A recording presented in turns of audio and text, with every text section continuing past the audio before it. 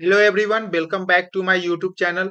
और आज हम लोग बात करेंगे फिजिक्स का एवरी चैप्टर का सबसे इम्पोर्टेंट टॉपिक कौन सा है जो तुम्हें छोड़कर कभी नहीं जाना है। ठीक है। हम केमिस्ट्री का भी बहुत सारा इम्पोर्टेंट टॉपिक हम तुम्हें बताए थे, जाकर वो देख सकते हो वीडियो। ठीक है। उसमें से तुम्हारे पास जितना भी हम तुम्हें बोले हैं कि हाँ, ये टॉपिक जो है वह बहुत ज्यादा इंपॉर्टेंट है, वो आया ही आया है। जैसे तुम देख सकते हो कोलबे रिएक्शन, रिवर्सिबल, हम ये जो हम बोले थे उस केस में वहां पे कि ये 100% आएगा। और जाकर तुम पेपर भी देख सकते हो, तुम लोग अगर पेपर दिए हो तो तुम लोग को पता होगा कि कोलबे और रिवर्सिबल आया है या नहीं आया है। ठीक है। उसी तरीके से बहुत सारा ऐसा चीज है जो हम बताए थे, जो मतलब 95% क्वेश्चन मैच किया है वहां से। ठीक है। तो तुम्हें अगेन इस तरीके का वीडियो हम तुम्हें फिर से दे रहे हैं। इसमें भी तुम्हें उसी तरीके से फॉलो करना है जिस तरीके से केमिस्ट्री में फॉलो किए हो। ठीक है। तो देख सकते हो यहाँ पर सबसे पहले जो है फर्स्ट चैप्टर हम लोग देखते हैं electric charge and field. Electric charge and field में क्या क्या इंपॉर्टेंट है, देखो। सबसे फर्स्ट जो है तुम्हारे पास क्या है, electric field due to dipole at axial and equatorial position. ये तुम्हारे पास इसके डेरिवेशन जो है ये इंपॉर्टेंट है। ठीक है। उसके बाद तुम्हारे पास गॉस थ्योरम है, उसका एप्लीकेशन है। Coulomb's law of vector form है, इसका डेरिवेशन है। इलेक्ट्रिक फ्लक्स क्या होता है, डिफिनीशन इसका इंपॉर्टेंट है। अगेन टॉर्क, टॉर्क का तुम्हारे पास जो टॉर्क इक्वल टू होता है पी क्रॉस ई, उसका डेरिवेशन तुम्हारे पास इंपॉर्टेंट है, न्यूमेरिकल क्वेश्चन भी पूछा जाता है। और लास्ट है तुम्हारे पास electric field due to point charge. Point charge के बारे में तुम्हें बताना है। ठीक है। इसका डेरिवेशन है और साथ ही साथ इलेक्ट्रिक फील्ड का प्रॉपर्टी भी तुमसे पूछा जाता है।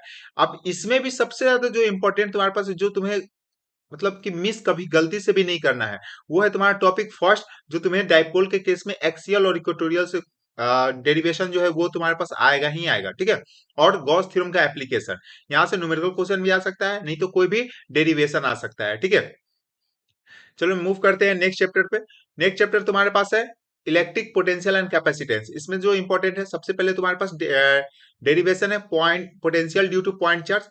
नेक्स्ट है potential due to dipole at axial and equatorial, ये पैरेलल प्लेट कैपेसिटर, इसका डेरिवेशन डाइलेक्ट्रिक मीडियम है। और तुम्हारे पास विदाउट डाइलेक्ट्रिक है उसके इसमें डेरिवेशन। एनर्जी और एनर्जी डेंसिटी का फॉर्मूला ये इंपॉर्टेंट है। ठीक है। और लास्ट है तुम्हारे पास कॉम्बिनेशन ऑफ रेसिस्टर, ये। अब इसमें तुम्हारे पास इंपॉर्टेंट पार्ट देख सकते हो, पोटेंशियल ड्यू टू डाइपोल जो तुम्हें एक्सियल और इक्वेटोरियल पे फाइंड करना है।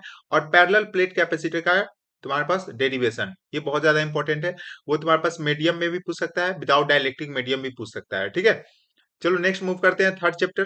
थर्ड चैप्टर तुम्हारे पास है करंट इलेक्ट्रिसिटी। करंट इलेक्ट्रिसिटी में सबसे पहले तुम्हारे पास एक्सप्रेशन फॉर ड्रिफ्ट वेलोसिटी, ये सबसे ज्यादा इंपॉर्टेंट है इसमें। ठीक है। ड्रिफ्ट वेलोसिटी का एक्सप्रेशन तुम्हें डिराइव करना। नेक्स्ट है करंट डेंसिटी, इस पे न्यूमेरिकल क्वेश्चन आता है। ओम्स लॉ, ये स्टेटमेंट बेस्ड क्वेश्चन है।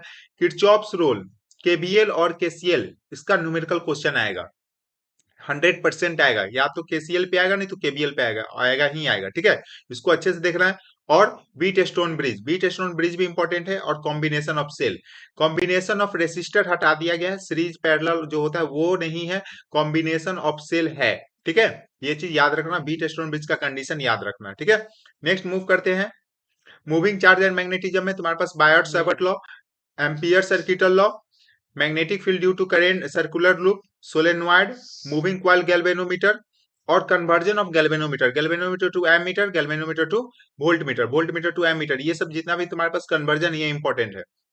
और इसमें भी सबसे ज्यादा जो इंपॉर्टेंट है तुम्हारा बायोट सावर्ट लॉ है और एम्पियर सर्किटल लॉ है। ठीक है। और नेक्स्ट तुम्हारे पास ये हम टिक कर दिए, कन्वर्जन ऑफ गैल्वेनोमीटर है ये।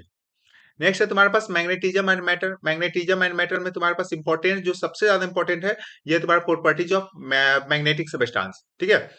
Properties of magnetic substance, paramagnetic, ferromagnetic, diamagnetic, ये जो फेरी मैग्नेटिक, ये सब का तुम्हें डिफरेंस याद रखना है। नेक्स्ट है तुम्हारे पास torque on magnetic dipole, magnetic field due to bar magnet, और effect of temperature on paramagnetic, ये भी तुम्हारे पास इंपॉर्टेंट पार्ट है। ठीक है। तो ये दोनों जो है सबसे ज्यादा इंपॉर्टेंट है इसमें।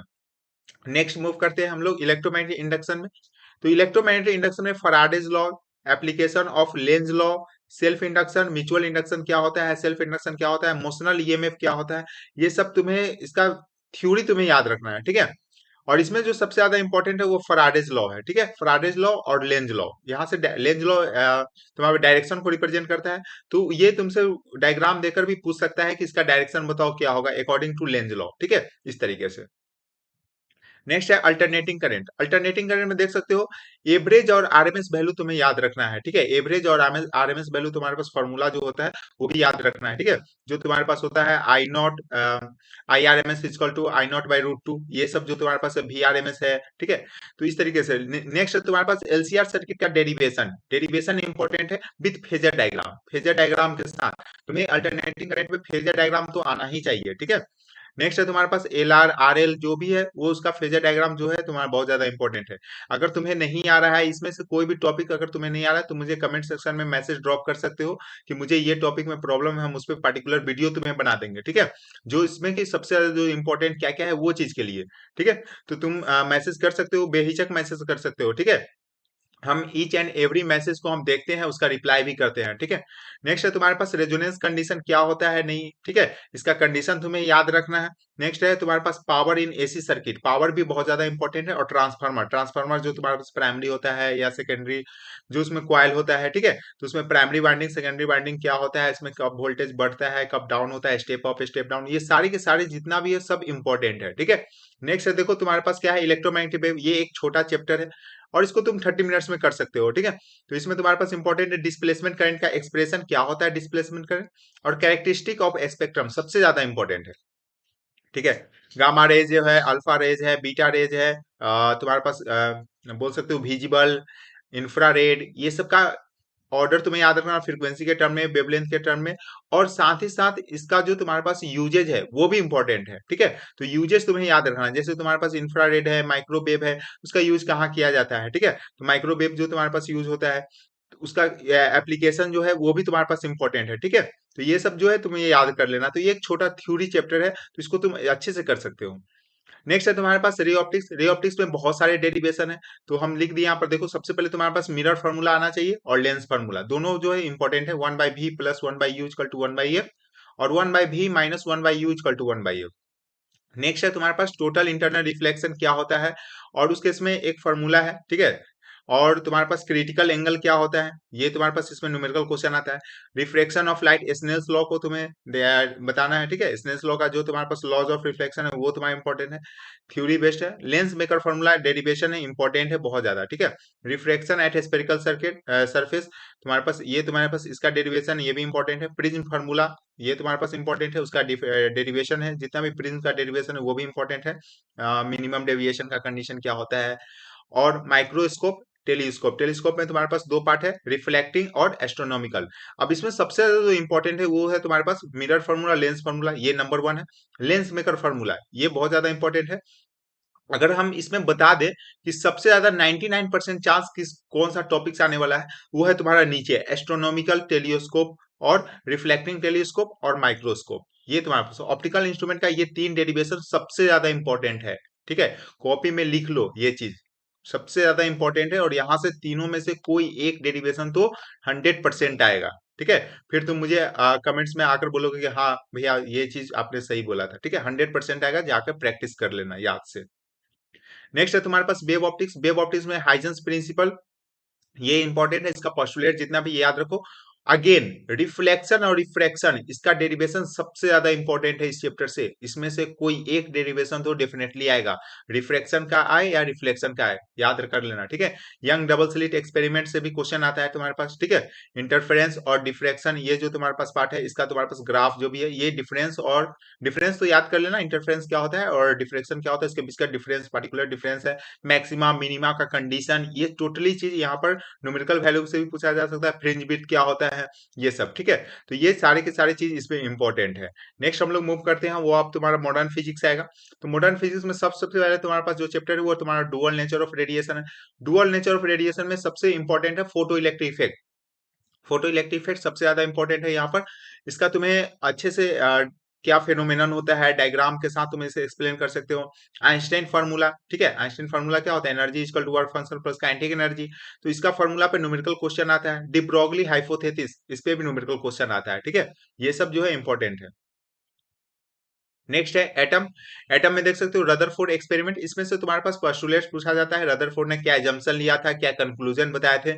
ये डिस्टेंस टू क्लोजेस्ट अप्रोच, ये एक डेफिनेशन टाइप है, न्यूमेरिकल क्वेश्चन पूछा जा सकता है लेकिन बहुत कम चांसेस है।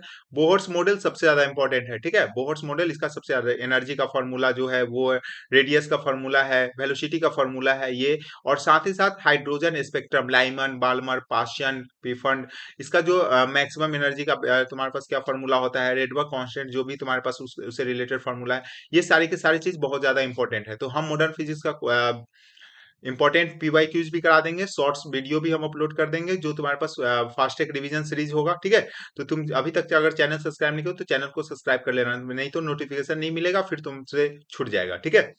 नेक्स्ट है तुम्हारे पास न्यूक्लियाई, न्यूक्लियाई में तुम क्या कर सकते हो, देखो यहाँ पर रेडियस का फॉर्मूला जो होता है वो इंपॉर्टेंट है, R equal to R naught A to the power 1/3। Density का फॉर्मूला याद है, न्यूक्लियर रिएक्शन जो तुम्हारे पास न्यूक्लियर फिजन होता है, न्यूक्लियर फ्यूजन होता है, इसका तुम्हें रिएक्शन याद रखना है, यूरेनियम का रिएक्शन होता है, वो चीज इंपॉर्टेंट है। Mass defect and binding energy important part है, हम यहाँ पर हाईलाइट कर दिए हैं, इसका डेरिवेशन साथ ही साथ इसका न्यूमेरिकल पूछा जाता है, और साथ ही साथ क्यू वैल्यू, क्यू वैल्यू क्या होता है, ठीक है। तो ये सारे के सारे पॉइंट्स जो है इसमें बहुत ज्यादा इंपॉर्टेंट है, ठीक है। नेक्स्ट लास्ट चैप्टर हम लोग देखते हैं सेमीकंडक्टर। सेमीकंडक्टर बहुत छोटा चैप्टर है, ठीक है, और इसमें अगर तुम करोगे तो एनसीईआरटी भी पढ़ सकते हो, अगर तुम्हारे पास समय है तो एनसीईआरटी पढ़ लो, बहुत अच्छा रहेगा, ठीक है। इससे ऐसे भी तुम्हारे पास बहुत कम थ्योरी इसमें दिया गया है क्योंकि बहुत सारे सिलेबस कट आउट हो चुका है, ठीक है।